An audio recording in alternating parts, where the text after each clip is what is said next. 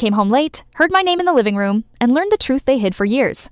On New Year's Day, my 10-year-old said, "Dad, Grandma told me not to mention the policy money because it will make Aunt Rachel mad." He froze right after he said it, like he could feel the air change. His eyes got wide, and his voice got small. I didn't shout. I didn't interrogate him. I didn't make him feel like he'd betrayed anyone.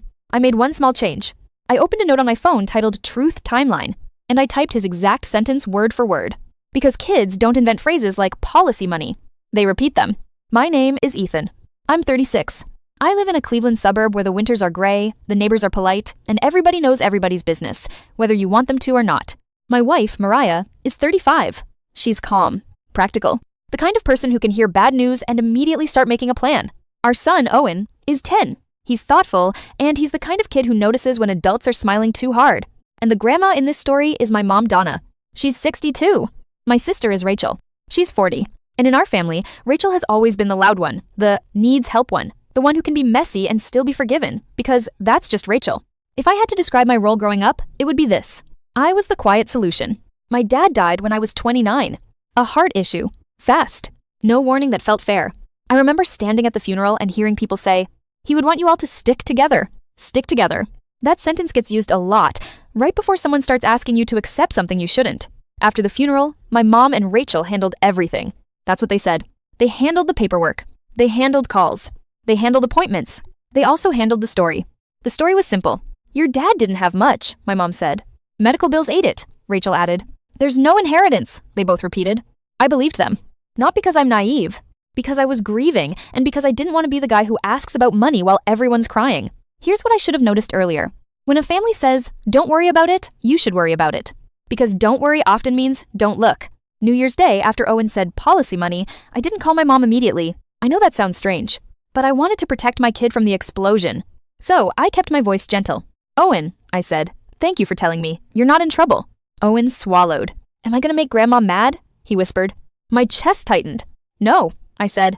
"Grown-ups handle grown-up things. You're safe." Then I did something I've learned to do when my gut wakes up. I made a timeline. Not emotions. Not assumptions. Facts. Truth timeline. Jan 1, Owen says, policy money, told not to mention because Rachel will be mad. Then I asked Owen one calm question. "When did Grandma say that?" I asked. Owen shrugged. "Yesterday," he said. "At her house." Yesterday. Meaning this wasn't ancient history. This was active. And it meant my mom was still managing information years later. That week, I tried to act normal. Work. School pickup. Dinner. But once you notice a lie, normal feels like a costume. 3 days later, my mom asked me to come by after work. Just me. Not Mariah. Not Owen. Just me. That was another red flag, because my mom likes private conversations when she wants to control outcomes. So I went, but I went late. Late enough that I could leave quickly if it got weird. It was 8:47 p.m. when I pulled into my mom's driveway. Lights on. TV glow through the living room curtains. I walked up to the porch and I heard voices inside. Not quiet voices. Focused voices. Then I heard my name. Rachel's voice said, "If Ethan ever finds out, he'll never forgive us." My whole body went cold. I didn't knock. I didn't step closer. I just stood there, holding my keys, listening like my brain had detached from my body. My mom replied, sharp whisper, "Then you shouldn't have gotten greedy." Greedy. That word doesn't belong in a normal family conversation. Rachel said, "You told me it was fine. You said he wouldn't ask." My mom snapped, "Because you always make everything worse." My name came again. "Rachel, he thinks Dad left nothing. He still believes that." I swallowed hard, because now the title of this story is exactly what happened. I came home late, heard my name in the living room, and found out the truth they hid for years. I didn't kick the door. I didn't confront them on the porch like a movie. I made one small change. I opened my phone, hit record on a voice memo, and recorded 10 seconds. Not to be petty, to protect my sanity, because I knew what was coming next. Denial. Gaslighting. "Ethan, you misheard." I needed something solid. Then I knocked. The voices stopped instantly. My mom opened the door too fast, smiled too bright. "Ethan," she said. "Hi, honey." Honey. I stared at her face and felt sick, because I could see she'd been mid-conflict with Rachel and she could still put on mom. Rachel wasn't in the doorway. She was behind the couch, like she'd been caught doing something wrong. I walked in calmly. "Hey," I said. My mom said, "We were just talking." I nodded once. "I heard my name," I said. Rachel's face went pale. My mom laughed too quickly. "Oh," she said. Rachel was just being dramatic. Dramatic. That word was the first attempt to rewrite. I kept my voice calm. "About what?" I asked. My mom's smile tightened. "Nothing," she said. "You're tired." Tired. Another rewrite. Rachel stood up, eyes wet. She said, can we not do this right now? Not do this. Meaning, can we keep the lie alive a little longer? I looked between them and said the simplest truth I could. Owen said policy money. I said, what is that? Silence? My mom's eyes flashed. Rachel started crying. Then, my mom did the worst thing she could have done. She blamed my kid. Why is Owen repeating adult conversations? She snapped. I stared at her. Because in that moment, I understood something. My mom didn't feel guilty for hiding money. She felt angry that the secret leaked. I said, quietly, don't put this on my son. My mom's jaw tightened. Rachel whispered, Ethan, please. Please. Not sorry. Please. I nodded once. Okay, I said. I'm leaving. My mom blinked. What? She said. I'm leaving, I repeated. And tomorrow, I'm calling the attorney who handled Dad's estate. My mom's face changed. Not sadness. Fear. And fear is information. Because it means you touched something real. Rachel cried harder. My mom stepped forward. You don't need to do that, she said quickly. We can talk. I looked at her. We've been talking for years, I said. You've just been talking without me. Then I walked out. In my car, hands shaking, I opened my voice memo. 10 seconds. Enough. Not a full confession, but enough to remind me I didn't imagine it. Then my phone buzzed. Text 9:14 p.m. Mom, do not bring lawyers into this. Rachel is fragile. Fragile? That's how my family labeled consequences. And I realized tomorrow wouldn't be about money. It would be about whether I was still the quiet solution. I didn't sleep. Not because I was plotting revenge, because my brain kept replaying the same sentence. He thinks Dad left nothing. The next morning, I did the calmest thing I could do with anger. I got factual. I called the law office that handled my dad's estate. I expected voicemail. A receptionist answered. I said, Hi, my name is Ethan. I'm calling about my father's estate from 2018. 6 years. That's how long this truth had been hidden. The receptionist transferred me to an assistant. The assistant said, We can't discuss everything over the phone, but we can schedule a file review. File review. I scheduled it for Friday. Then I did another small change. I didn't tell my mom, because I knew she would try to manage it. Instead, I started collecting what I could legally access. Old emails, tax documents, anything that referenced my dad's name. At 10:22 a.m., I found an email from my dad's employer. Email subject, benefit statement available. Date, 2 months after his death. I clicked it and my stomach dropped. It referenced a life insurance policy. Not huge details, but enough to tell me it existed. Policy. Policy money. Owen didn't invent that phrase. He heard it because it was real. I saved the email to my folder and added it to Truth Timeline. Then I checked my mom's old texts from that year. I searched one word. Policy. A text popped up from Rachel to me. Text 2018, 6:41 p.m. Mom says the insurance is complicated. Don't worry about it. Don't worry about it. 6 years ago, she'd already planted the don't look sentence. I screenshot it. Then I made another small change. I stopped calling this family conflict. I called it what it was, a financial truth issue. And financial truth issues don't get solved by feelings. They get solved by records. That afternoon, Rachel called me. I didn't answer. She left a voicemail. Voicemail summary, Ethan, you're misunderstanding. Mom was just mad at me. It's not what you think. Not what you think. That's the line people use when they want you to doubt your own ears. I didn't reply. I added it to the folder. Then my mom called. I didn't answer. I let it go to voicemail too. Voicemail summary, we're family. Don't do this. People will talk. People will talk. There it was again. Image, not truth.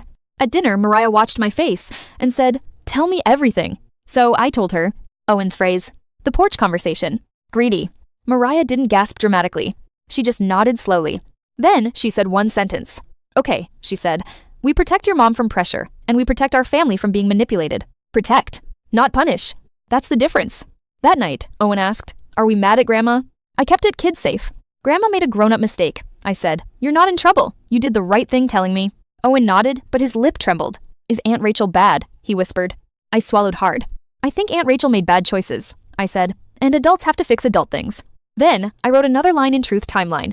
Kid impacted, reassure, keep him out of it. Friday came. I walked into the law office with a notebook and a calm voice. The attorney, Mr. Hollis, sat with me and pulled up the file. He said, your mother was the executor. That means she controlled the process. I nodded. Was there life insurance? I asked. He paused, then said, yes. My chest tightened. Was it claimed? I asked. He looked at the screen, then nodded. It was paid, he said. Paid. I swallowed. To who? I asked. He hesitated, then said, the beneficiary listed was your mother. My stomach dropped, because that part made sense. My dad would list my mom. But then, I asked the question that mattered. What happened to it? I said. The attorney said, that's outside the estate file technically, but I can tell you what was represented. Represented, meaning what they told the court. He showed me an accounting sheet. It listed estate funds, but it didn't include insurance payout. Because life insurance pays outside probate, which is exactly why it's easy to hide. Then Mr. Hollis said something that made my skin crawl. Your mother signed an affidavit stating there were no additional assets to be distributed to heirs, he said. No additional assets. But there was a policy. So the question became, where did the money go? I asked if he could provide me with any correspondence from the insurance company. He printed an acknowledgement letter. It included a payout amount, $600,000. Not $3 million, but a huge amount to hide. I exhaled sharply. Then I remembered the full value mentioned years later in the primary title you gave earlier. This story's big number needed to be real. So here's the reality. The estate overall wasn't just insurance. It included my dad's retirement and an investment account my mom never told me about. Mr. Hollis couldn't show me every account, but he said, your father also had a retirement account through a prior employer, and there was a small investment account referenced in the file. Referenced, meaning there was more. I left the office with printed papers, not to wave them in anyone's face, to stop myself from being rewritten. In the parking lot, my phone buzzed. Text 2:07 p.m., Rachel. Did you go to the lawyer? Be careful. Mom will have a breakdown. Breakdown. Again, consequences framed as cruelty. I typed back one line. Me, 2:10 p. Where did the insurance money go? Rachel didn't reply for 10 minutes. Then, Rachel. It went to bills. Mom was drowning. Bills. The vaguest word in family betrayal. So I replied again, calm. Me. Show me. Which bills? What amounts? What dates? Rachel replied with one sentence that told me everything. Rachel, you don't need to know. I stared at my phone. Because that wasn't defensiveness. That was ownership. She thought I didn't need to know because she thought I didn't have power. And in that moment, I realized what the next step had to be. Not a fight. A demand letter. Because families lie best when they feel safe. They tell the truth when they feel accountable. On Monday, my attorney sent the demand letter. Not a threatening essay. A clean, formal request. Request for accounting. Request for documentation of distributions. Request for explanation of the quitclaim attempt and identity misuse attempt. Yes, identity misuse. Because when I reviewed my mom's credit monitoring with her consent, we saw something that made her hands shake. Credit alert. Attempted new account inquiry. Denied. The inquiry was from a bank Rachel used. My mom whispered, I didn't do that. I believed her. And that's when my mom finally admitted something she'd never said out loud. I was scared of Rachel, she whispered. That sentence hit me harder than the money. Because it meant my mom wasn't the mastermind. She was the door. Rachel was the hand pushing through it. The demand letter went out Tuesday. Wednesday, Rachel showed up at my house. Unannounced. Mariah didn't open the door. I didn't either. We watched through the doorbell camera. Rachel stood there, arms crossed, phone in hand, like she was ready to record me yelling. I didn't give her that. She texted me instead. Text 6:18 p.m. Rachel, open the door. You're embarrassing mom. I replied with one line. Me 6:21 p.m. Communication through attorneys only. Rachel called me immediately. I didn't answer. She left a voicemail. Voicemail summary. You think you're so righteous. Dad would be ashamed. Dad would be ashamed. Using grief again. I added it to truth timeline. Thursday, my mom called crying. Not performative crying. Real. I can't sleep, she said. Rachel is screaming at me. I kept my voice calm.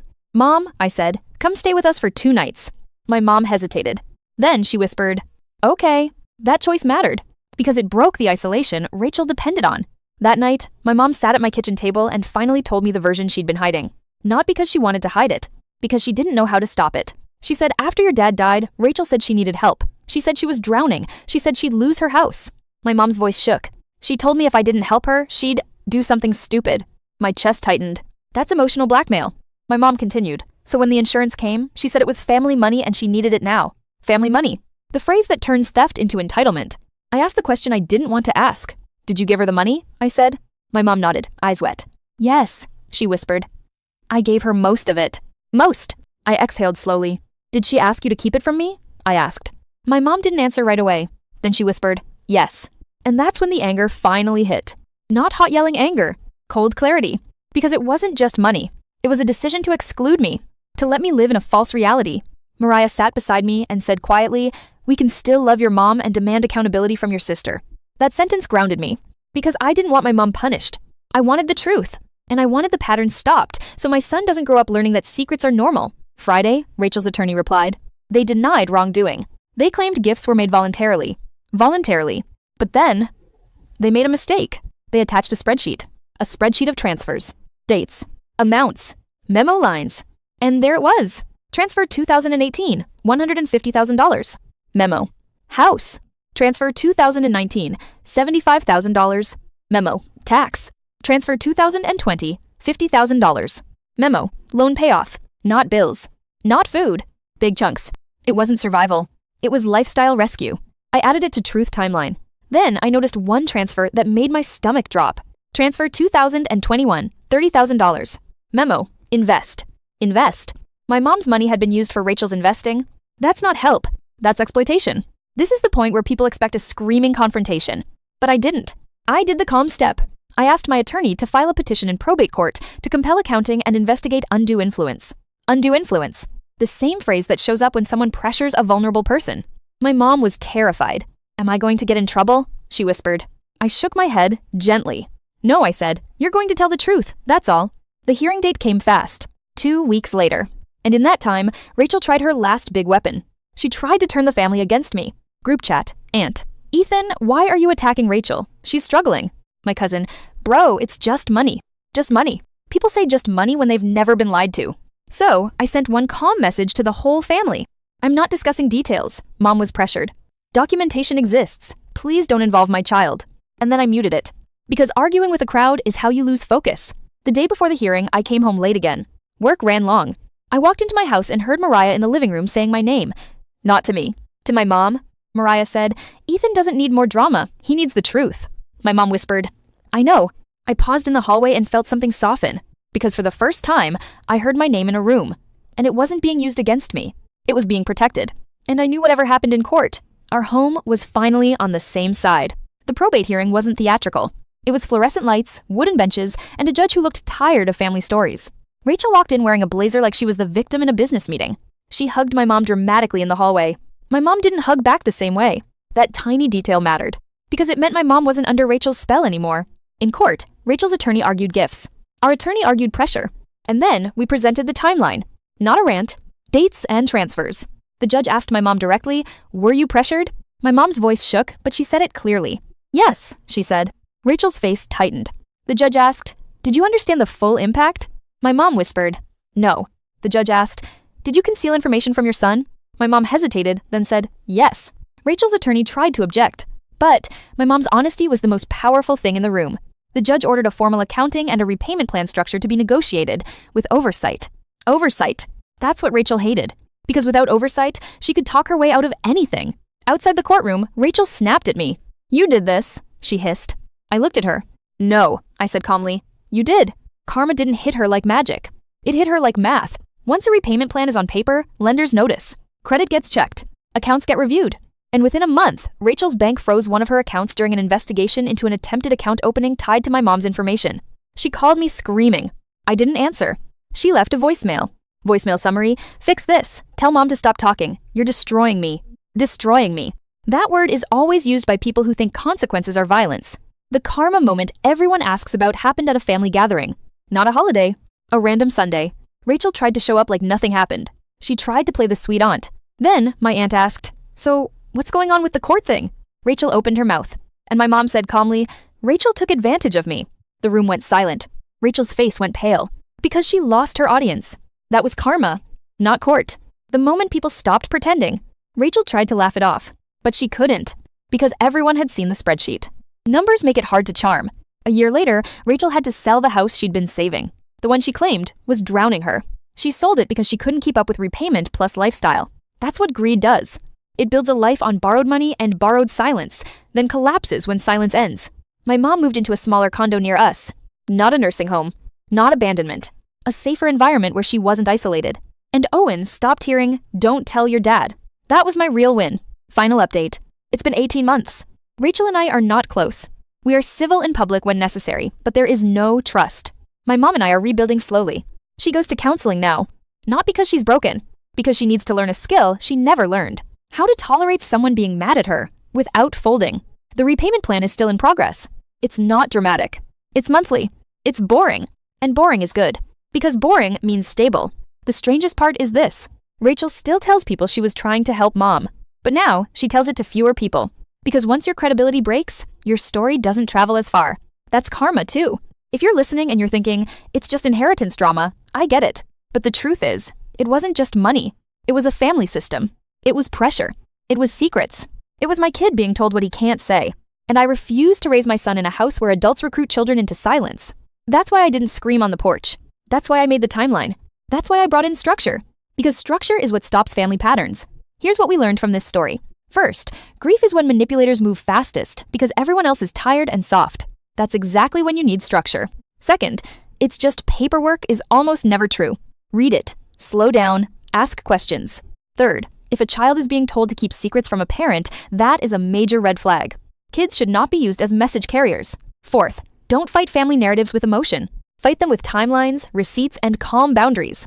And finally, karma usually looks like consequences people can't charm their way out of. Banks, courts, and records don't care about excuses. If you like calm, realistic, long story times with receipts, clear timelines, and real closure, subscribe to the channel. That's what we do here.